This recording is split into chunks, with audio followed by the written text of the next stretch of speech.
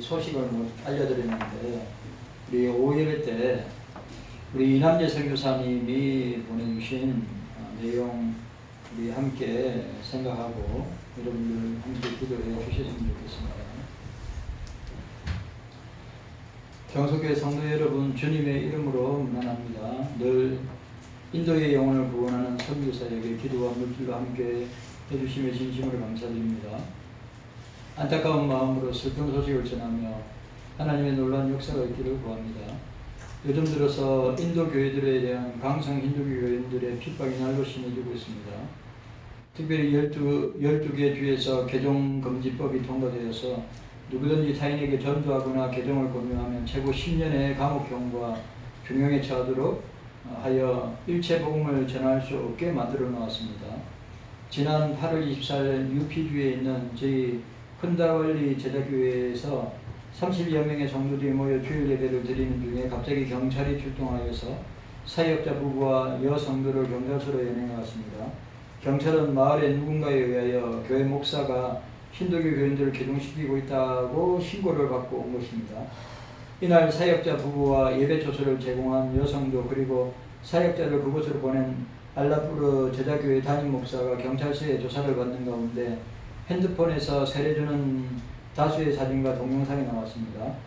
다음 날부터 며칠 동안 이 사건이 지방신문과 방송 그리고 유튜브에서 유포되기 시작하므로 크게 확대되었습니다. 기사 내용은 사실도 있지만 왜곡하여 보도한 내용도 많이 있습니다. 현재 4명 모두 구치소에 수감되어 있는 상태이고 자녀들은 집을 나와 다른 지역으로 피신하여 지내고 있습니다. UP주는 작년에 개종금지법이 강화되어 최소한 7년에서 최대 14년의 감옥형이 적용되는 인도에서 가장 강한 처벌이 적용되는 곳입니다. 경찰은 저희 사역자들을 개종금지법으로 기소하려고 합니다. 저희는 사건이 발생한 후 연행된 사람들이 속히 빼내어 사건을 조기에 수습하기 위하여 기도 요청을 하고 변호사와 지역의 유력 인사를 동원하였으나 언론에 크게 보도가 되어 조기 석방이 매우 어렵게 되었습니다. 지금도 계속하여 저희 사역자들이 변호사와 함께 구속된 그들을 석방시키기 위하여 다각적으로 노력하고 있습니다. 처음으로 이런 일을 겪은 성도들은 두려움에 떨고 있고 일부 교인들은 마을을 떠나 다른 곳으로 피신해 있는 성도들도 있습니다. 이 사건에 외교부인 제가 관련된 것이 드러나면 사건이 더 커지고 사건 해결을 더 어렵게 하기 때문에 일단 저희는 한국으로 들어와서 저희 사역자들과 소통하며 사건 해결을 위해 노력하고 있습니다. 특별히 이 사건을 위하여 아래와 같이 기도해 주시면 감사하겠습니다. 구속된 사역자들과 성도들이 속히 석방될 수 있도록, 어려움을 당한 성도들이 고난을 이기고 믿음을 지킬 수 있도록, 속히 예배를 다시 드릴 수 있도록, 사건 해결을 위해 힘쓰고 있는 사역자들과 변호사를 위하여 사건이 잘 마무리되어 저희 부부가 다시 사역의 현지로 돌아갈 수 있도록, 사건을 통하여서 하나님의 선한 뜻이 이루어지도록 11월 15일 날 우리 선교사님 딸 한나가 결혼식을 하는데 위해서 기도해 달라고 했습니다. 여러분, 인도가 그런 나라입니다. 우리나라는 자유 대한민국 아닙니까? 종교의 자유가 있죠. 그런데 여러분 아시죠? 우리 고신총회에 부산에서 제일 큰 교회 중에 하나가 세계력교회입니다. 세계력교회 손현보 목사님이 나라 특검에 의해서 구속영장이 발부되었습니다. 아마 우리 일제시대 말고 우리 건국 이후에 교회가 교회하고 사택하고 목사님 스마트폰까지 다 압수해가서 조사하고 구속영장 청구를 했답니다. 구속영장 청구를 해서 내일 이게 이제 구속 접부심이 되죠. 접부심이 돼서 구속이 될지 안 될지 결과가 나온답니다. 원래 교회나 교회 목사님을 그렇게 하면 안 되는 것이죠. 정부가 왜 이렇게 교회를 강압적으로 하는지 모르겠습니다. 그래가지고 여러분 아시다시피 구속영장을 하는 이유는 두 가지밖에 없습니다. 도주할 우려가 있든지 증거를 인멸할 우려가 있으면 구속영장을 첨부합니다.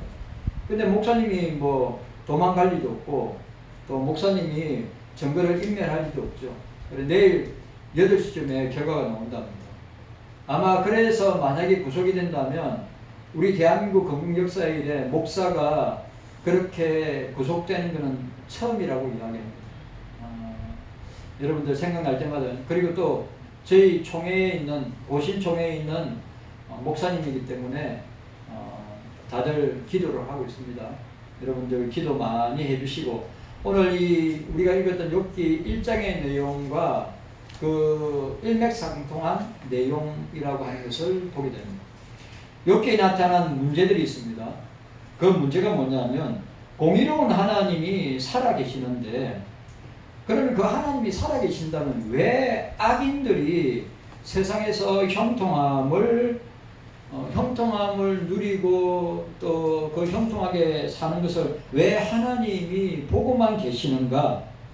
하나님은 제재할 힘이 없으신가? 왜 의인이 세상 가운데 고난을 받고 버림을 당하는가? 하나님은 과연 이 세상과 또 이 세상의 도덕과 질서를 유지함에 있어서 절대 주권적인 행사를 하고 계시는가? 라고 하는 문제들입니다. 그 중에서 왜 하나님을 믿는 그리스도인들이, 교회가, 그리고 왜 의인들이 고난을 당해야 되는가? 라고 하는 문제가 오늘 일정의 핵심이기도 합니다. 우리 권사님들 오늘 이 시간에 우리 함께 말씀 나누면서 의인이 당하는 고난의 의의와 이유와 목적들을 우리가 생각해 보기를 원합니다. 우리 첫 번째로 의인인 욥을 보게 됩니다. 우리는 욥이라고 하는 욥은 어디 시대의 인물입니까? 족장 시대의 인물입니다. 아브라함과 이삭과 야곱이 활동하던 시대의 인물입니다. 그리고 욥기에 나타난 이 삶의 환경이나 저항들, 또 족장시대의 문화적 배경들을 볼 때 욥은 족장시대 때 활동하였던 인물임을 신학자들이 공히 그렇게 보고 있습니다. 그런데 오늘 우리가 놓치지 말아야 될 것은 욥은 경건한 의인이다. 자, 따라합시다. 욥은 경건한 의인입니다. 경건한 욥을 보게 됩니다. 여러분 잘 생각해 보십시오. 우리 본문 1절 이하에서 하나님이 욥을 어떻게 인정하시고 주님이 어떻게 욥의 그 경건과 의인됨을 칭찬하고 있는가를 우리는 몇 가지를 통해서 보게 됩니다. 욥의 경건은 몇 가지로 나타납니다. 먼저 자신과의 관계에서 순전하다. 여러분 잘 보세요. 자신과의 관계에서 순전하였다. 이 순전하다는 말은 욥이 도덕적으로 윤리적으로 흠이 없는 자다라고 하는 것입니다. 그 다음에 타인과의 관계에서는 정직하였다. 그의 대인관계를 보면 자로나 우로나 치우치지 아니하고 정직한 곧은 사람, 옳은 사람의 본이 되었음을 우리에게 보여주고 있습니다.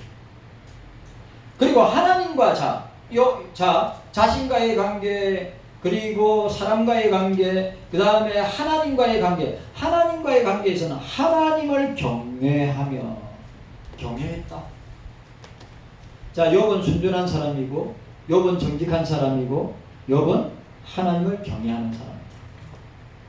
이거는 설명할 필요 없이 우리에게 적용해 보면 됩니다. 나는 과연 나 자신에게 순전한가? 나는 우리 경서교회 가족들과의 관계 속에서 나는 정직한가? 나는 주님과의 관계에서 나는 그 주님을 두려워하고 경외하고 있는가? 그 다음에 오늘 욥을 두고 뭐라고 합니까? 거룩한 사람, 성결한 사람, 성별의 사람이라고 했습니다. 악에서 떠난 자라고 말하고 있습니다. 그는 악한 죄악 세상에서 구별된 삶을 살고 있다. 여러분 우리가 다른 사람을 살펴보거나 생각할 필요가 없습니다. 이 말씀은 내가 어떤 모습인가? 그죠? 내가 욥의 경건을 통하여서 나의 경건은 어떠한가? 과연 나는 순전하고 정직하고 하나님 경외하고 악에서 떠난 자인가? 그리고 오늘 우리 욥을 이야기하면 예배 중심의 삶을 살았다. 범상, 항상, 언제나 예배 중심의 삶을 살았다. 자, 5절 보시기 바랍니다. 5절. 자, 5절 말씀. 우리 5절 말씀 함께 읽도록 하겠습니다. 5절 말씀 시작. 그 잔치날이 지나면 욥이 그들을 불러다가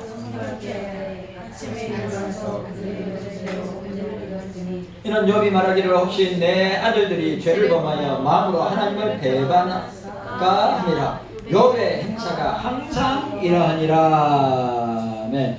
우리가 그렇게 되어야 합니다. 왜 주연아 왜? 우리가 오늘 보세요. 성경을 한번 보세요. 자, 이새의 아들 다윗을 보니 내 마음에 합한 자라 그가 내 모든 일을 다 이룰 것이다 라고 한 경우 말고 성경 가운데 어떠한 한 사람 의인이요 경건한 사람이요 하나님을 두려워하는 사람 가운데 보세요. 세상 앞에 교회 앞에 사단 마귀 앞에서 이렇게 순전하고 정직하고 하나님 경외하고 악을 떠나고 매일 자녀들이 범죄할까 노심차차하고 염려하고 걱정하면서 하나님 앞에 번제, 제사, 예배의 삶을 살았던 사람이 욥이라고 하는 것을 보게 됩니다. 자, 오늘 재밌는 그가 매일 자녀들을 위해서 그들의 거룩과 성결을 위해서 번제를 드렸다, 제사를 드렸다고 기록하고 있는데 이 번제라는 단어가 재밌는 겁니다. 이 번제라는 단어가 노아 홍수 이후에 처음으로 사용된 단어예요.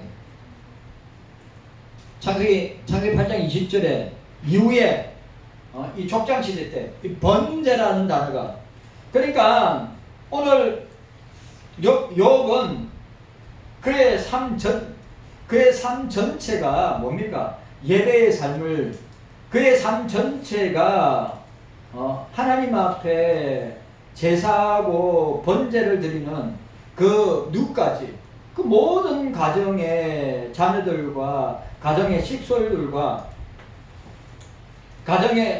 가정뿐만 아니라 자기 본인까지도 그게 어떻게 됩니까? 항상 습관화되고 생활화되었던 모습을 보게 됩니다. 왜요? 욥의 행사가 항상 이러하다. 우리가 그렇게 돼야죠. 성도 여러분, 우리가 욥처럼 돼야죠. 우리가 욥처럼 돼야죠. 욥을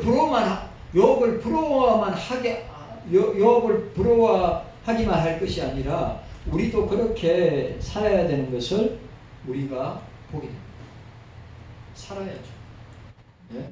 순전하게, 정직하게, 하나님 경외하면서 악을 떠나고 늘 하나님 중심, 성경 중심, 교회 중심, 예배 중심의 기도 중심의 삶을 살아야 됨을 보게 됩니다.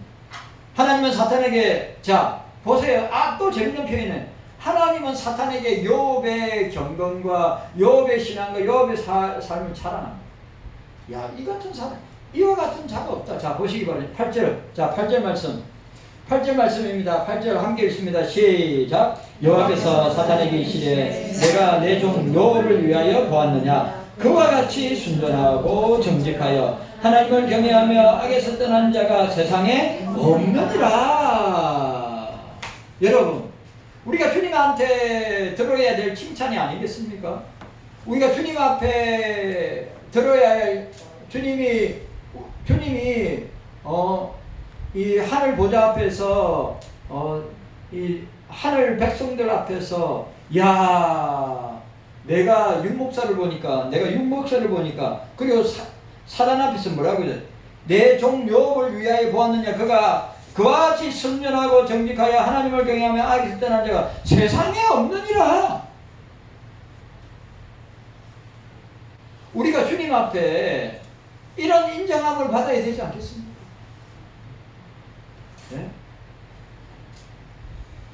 나에게, 목사에게 질문하고 여러분들에게 질문합니다. 여러분들이 주님 앞에 섰을 때 주님이 그 천국 백성들 앞에서 야, 내가 우리 정장로님, 우리 장로님 보니까, 우리 권사님들 보니까, 집사님들 보니까 주님이 천국 백성들 앞에서 야, 내 종 욥을 위하여 보았느냐, 그와 같이 순전하고 정직하여 하나님을 경외하여 악에서 떠난 자가 세상에 없더라. 욥이 그런 사람이에요. 그러면 나와 목사와 비교하니까 내가 주님 앞에 진짜 과연 이런 칭찬과 인정을 해주실까?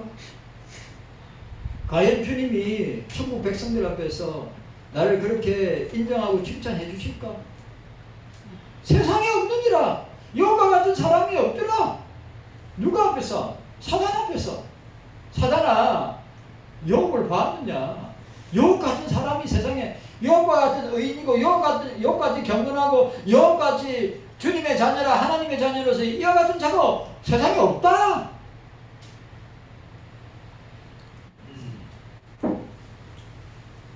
욥은 사회적으로 큰 사람이었고, 여러분 아시죠? 족장들은 다 부를 누렸던 아브라함과 이삭과 야곱과 욥이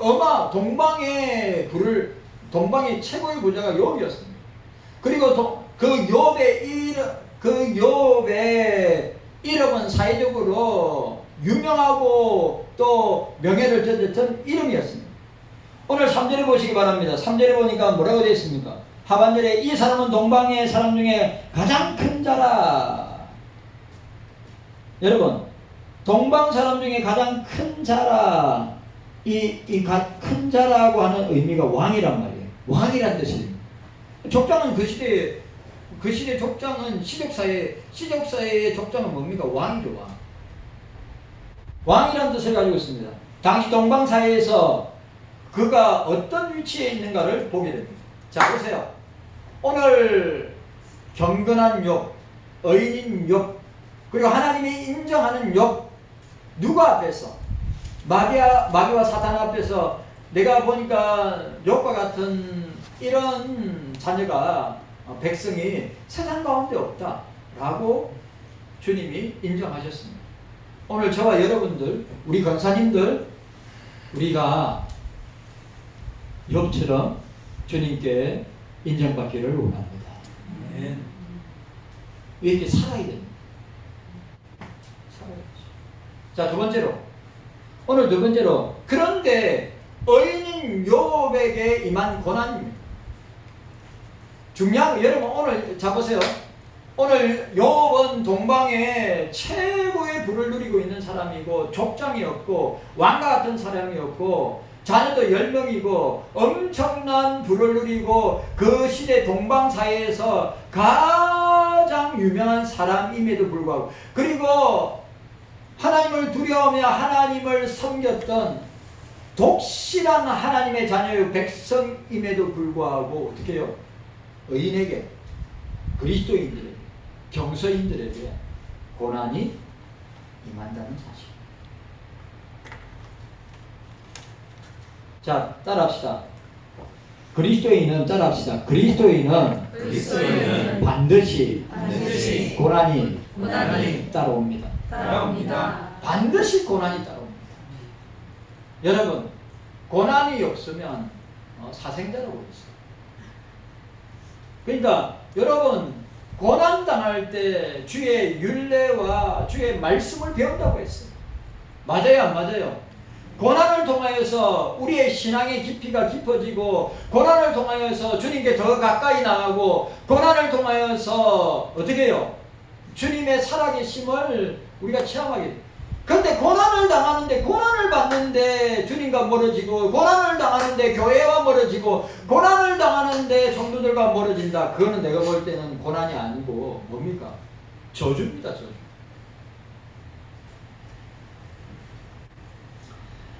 욥에게 임한 고난은, 자, 욥에게 임한 고난, 의인에게 임한 고난, 그리스도인들에게 임한 고난, 경서인들에게 임한 고난은 하나님 자신의 섭리적인 산물이다.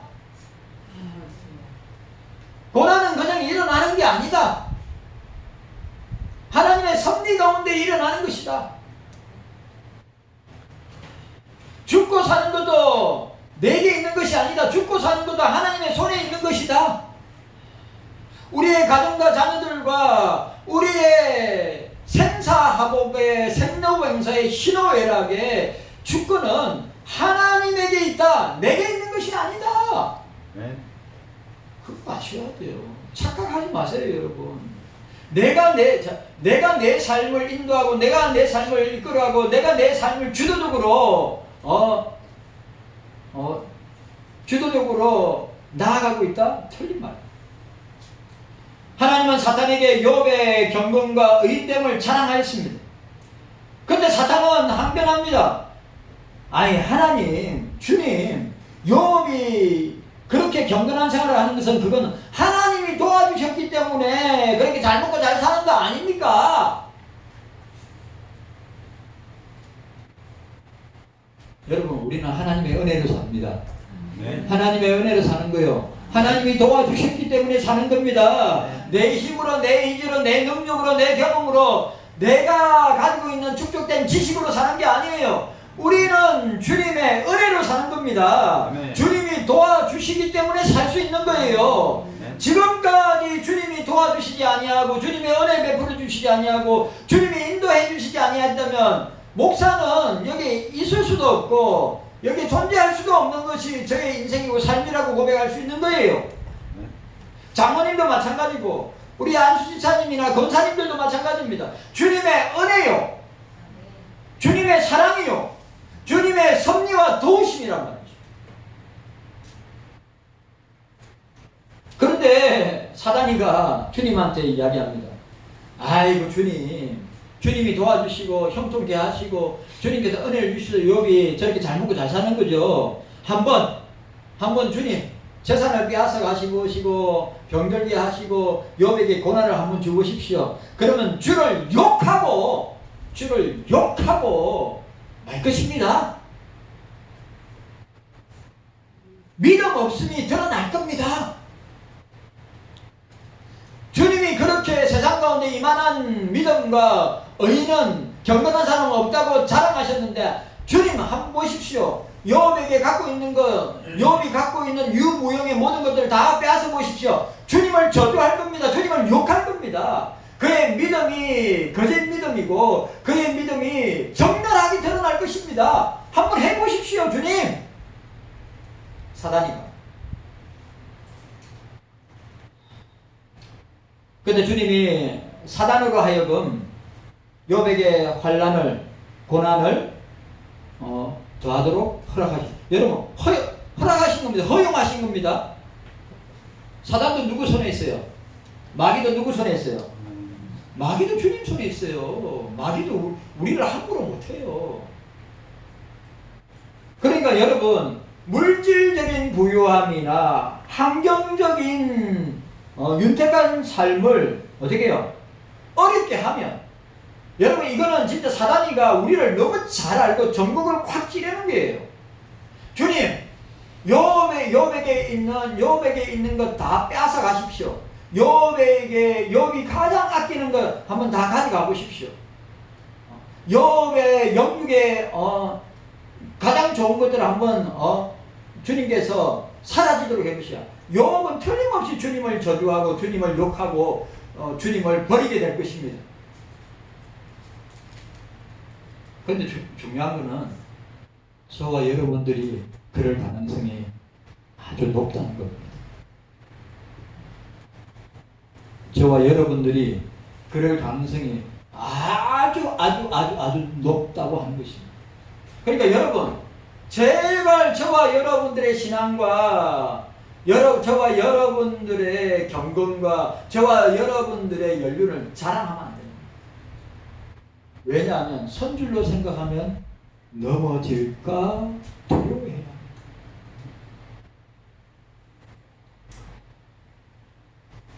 우리가 기억해야 됩니다. 의인에게 임한 환난과 고난은 핍박은 그리고 그 환난과 고난 가운데 주어지는 상황이나 현실이나 여건이나 문제는 우연이 아니라 하나님의 사인에 의해서 하나님의 결제 아래 이루어지는 하나님의 주님의 산물이다.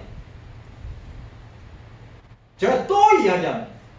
우리 교회에 오는 고난, 장로님에게 오는 고난, 권사님들에게 오는 고난, 집사님들이나 우리 자녀들에게 오는 모든 고난은 주님의 결제 없이는 일어나지 않는다. 그러나 고난이 오면 그것이 내게 유익이 되고 신앙과 믿음 성장에 아주 자산이 된다. 고난 받을 때마다, 환난 당할 때마다 하나님 원망하지 말고, 언더우드 선교사가 에베소서 5장 17절에 나와 있는 것은 주의 뜻이 무엇인가를 분별하라. 주의 뜻이 이 고난을 통하여서, 환난을 통하여서, 핍박을 통하여서 주의 뜻이 무엇인가를 분별하라. 언더우드의 평생 좌우며 고난과 환난과 핍박이 올 때마다 오늘 이남재 선교사님 뭘 했어요? 참 이거 사건을 통하여 하나님의 선한 뜻이 이루어지도록. 그러니까 여러분, 우리에게 일어났어요. 환난이나 고난이나 핍박이나 어떤 유무형의 사건이나 상황이 벌어졌어요. 원망하고 탓하고 주님께 막 항변할 것이 아니라 뭐요?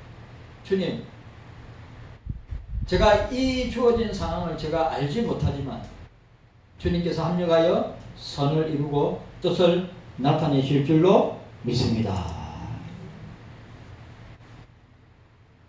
여러분, 환난이나 고난은 하나님 자신으로부터 왔다고 고백해야 합니다. 자, 욥기 16장 10절에 욥기 16장 7절과 8절에 주께서 나를 공고케 하신다고 했습니다. 주께서 나를 시들게 하였다라고 했습니다. 욥기 7장에서는 죽음에 이르는 그의 고난이 하나님의 기쁘신 작정 속에 나왔다고 토로하였습니다.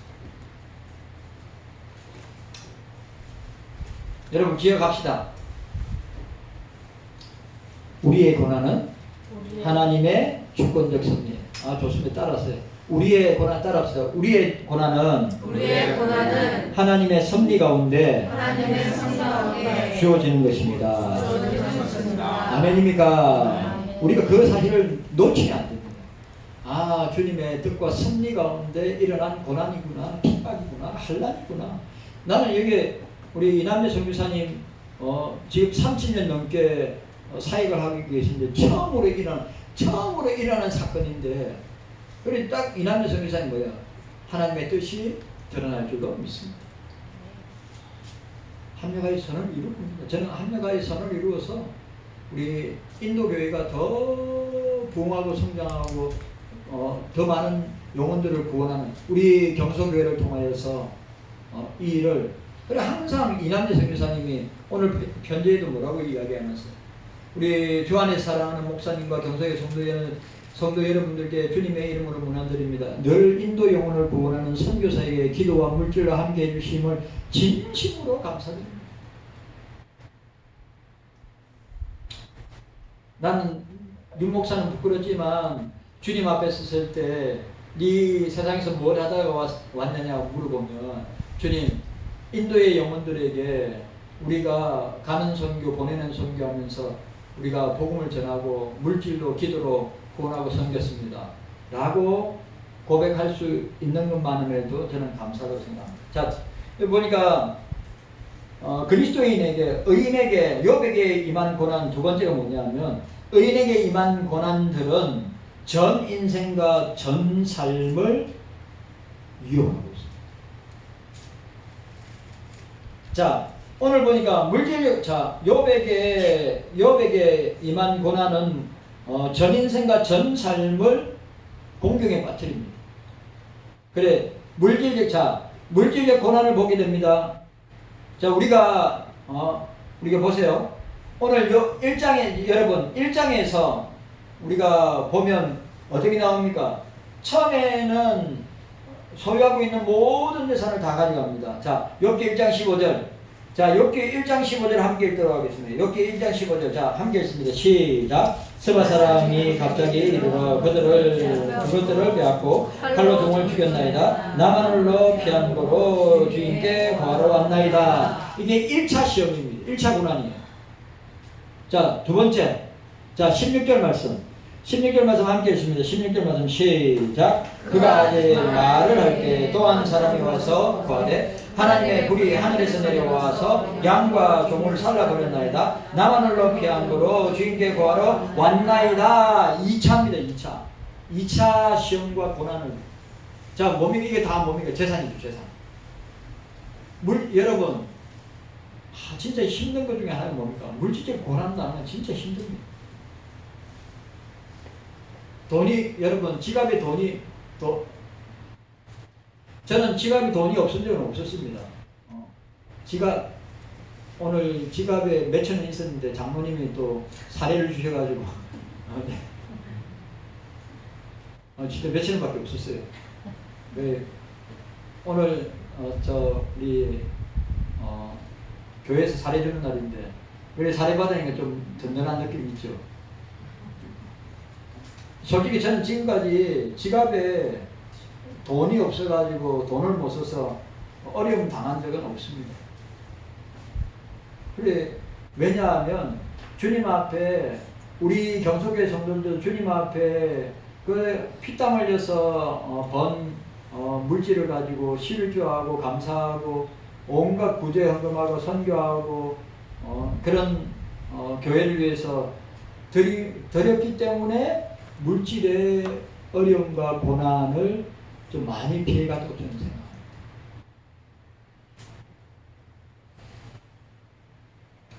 그 다음에 여러분, 자 17절 말씀. 자, 17절 말씀 함께 읽도록 하겠습니다. 17절 말씀 시작. 그가 아직 말할 때 또 한 사람이 와서 구하되 갈대아 사람이 셋째를 지어 갑자기 약대에게 달려들어 그것을 빼앗으며 칼로 종을 죽였나이다. 나만 홀로 피한 거로 주인에게 구하러 왔나이다. 3차입니다. 3차로 욥에게 닥친 시험과 고난입니다. 자, 네 번째 4차가 뭐냐면, 자, 18절 19절 함께 읽습니다. 18절 19절 시작. 그가 아직 말할 때 또 한 사람이 와서 구하되 주인의 자녀들이 그 마탱의 집에서 식물을 먹으며 포도주를 마시더니 거친들에서 태풍이 와서 집 내 모퉁이를 치매 그 소년들 위에 무너짐으로 그들이 죽었나이다. 나만 홀로 피한 거로 주인께 구하러 왔나이다 한지라고 하였습니다. 여러분 보세요. 그 다음에 온 게 뭡니까? 자녀들. 여러분이 이거 감당할 수 있어요? 생각해보세요. 자녀 10명이 다 죽었단 말이죠. 네 번째 4차로 온 고난과 시험인데, 자녀들, 자, 보세요. 처음에 소유하고 있는 물질을 하나님께서 다 빼앗아 가시고, 그리고 자기 생명처럼 여기는 자식들을 다 가져가셨습니다. 여러분, 자기가 소유하고 있는 것만 다 사라져도 하나님 원망하는 정도가 아니라 저주할 겁니다. 저주.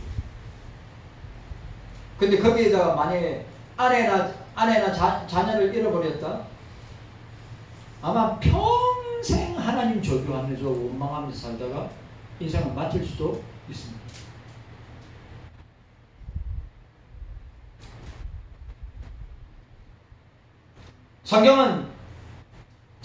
성경은 사실 그가 아직 말할 때 또 한 사람이 와서 라는 말을 반복합니다. 16절, 17절, 18절 나만 홀로 피한 거로 주인께 구하러 왔나이다. 15절, 16절, 17절, 19절 반복합니다. 모든 것이 절단한들한 최악의 사태 중에서 꼭 한 사람의 목격자가 살아남아서 그 비격적인 참상의 현장의 소식을 욥에게 전합니다. 이 고난의 진상을, 이 환난의 진상을 욥에게 임한 이 환난이 어떻게 해요? 계획적이고 의도적이고 목적적이고 필연적인 고난이고 시험이었다. 그리고 불가항력적인 시험이요 고난이었다.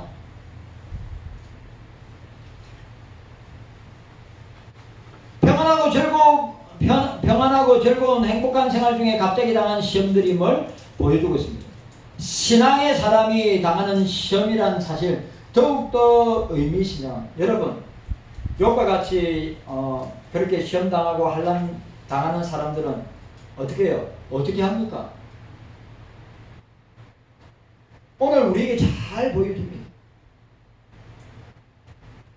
자, 보세요. 오늘 뭐라고 이야기합니까? 22절. 자, 20절 함께 읽도록 하겠습니다. 22절 시작. 이 모든 일에 욥이 범죄하지 아니하고 하나님을 향하여 어리석게 원망하지 아니하니라. 그럼 여러분들한테 질문합니다. 만약에 여러분에게 이런 것이 여러분들에게 그것도 어떻게 계속해서 닥치는 고난과 시험이라면 이거 여러분들 여기 표현대로 모든 일이래 있습니다. 모든 일에 욥이 범죄하지 아니고 하나님을 향하여 어리석게 원망하지 아니하니까 그렇게 할 수 있어요, 없어요? 못하죠.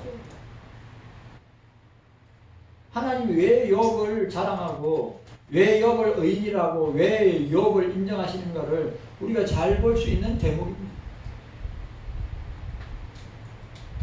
그리고 욥은 자 보세요. 물질을 다 빼앗기고 자식들도 다 빼고 그 다음에 어떻게 됐습니까? 자기에게 어떤 고난이 시험이 환난이 닥쳤습니까? 머리부터 발끝까지 악창이 고름이 꽉 차는 그리고 죄를 뒤집어 쓰고 벽돌을 벽돌을 자기 살갗을 긁으면서 앉아 있는 장면을 우리가 보게 됩니다. 그리고 그의 아내는 뭐합니까? 하나님을 욕하고 죽어라. 하나님을 욕하고 죽어버리라고 이야기하고 있습니다. 2장 9절에. 자, 2장 9절에 우리 함께 읽도록 하겠습니다. 2장 9절입니다. 2장 9절 시작. 그 아내가 그에게 이르되 당신이 그래도 자기의 순전을 굳게 지키느냐? 하나님을 욕하고 죽으라고 하였습니다.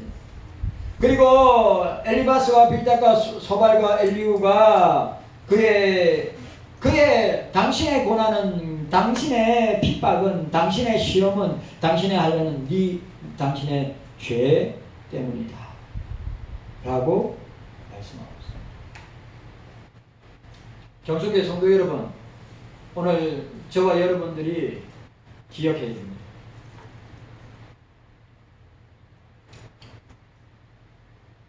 자, 오늘 마지막 세 번째로 그러면 경서인들의 고난의 의의가 무엇이냐?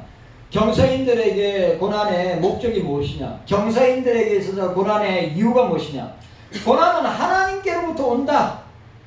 결단코 우연한 것이 없다. 악인에게 임하는 고난이든 의인에게 임하는 고난이든 그것은 반드시 하나님의 결제와 하나님의 주관 아래에서 오는 것이다. 특별히 어린 곧 하나님의 자녀 하나님의 백성에게 임하는 고난에는 특별한 의미가 있다. 그 특별한 의미가 뭐냐? 하나님의 절대 주권의 신앙을 체험시키기 위한 것이다. 자, 따라합시다. 하나님의 절대 주권에 따라합시다. 하나님의 절대 주권에 신앙을 체험하기 위한 것이다.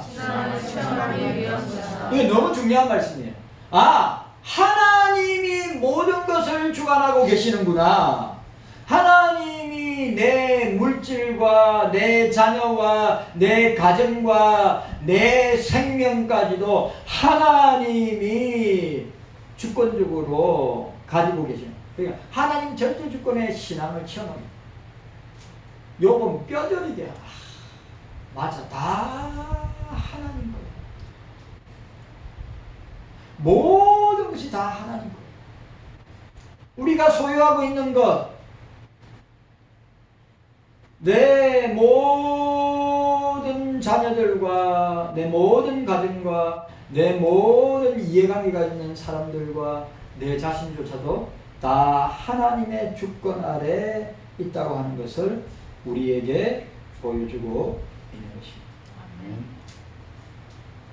성도 여러분, 우리가 이 사실을 하나님 절대 주권 아래에서 우리에게 뭐가요? 고난이 오고 환난이 오고 핍박이 오고 어려움이 오는구나. 그래, 그것을 통해서 어떻게 해요? 하나님이 다 행하시고 일하시고 하나님이 주권적으로 역사하시는구나 라고 하는 것을 우리는 신앙적인 체험을 하게 됩니다.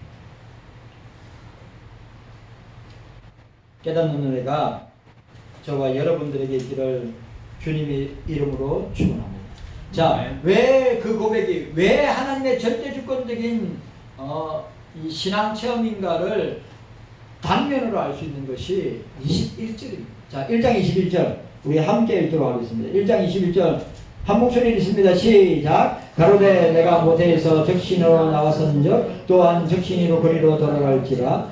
주신 자도 여호와시요 취하신 자도 여호와시니 여호와 이름이 찬송을 받으실지어다 하고, 이 고백이 있는 사람은, 이 고백을 하는 욥은, 이 고백이, 이 신앙이 딱 정립되어 있는 사람은 하나님이 다 하시는구나, 주님이 다 하시는구나 라고 하는 위대한 하나님 절대 주권 신앙을 고백하게 된다. 주님 감사합니다. 깨닫는 은혜가 있게 하여 주시옵소서.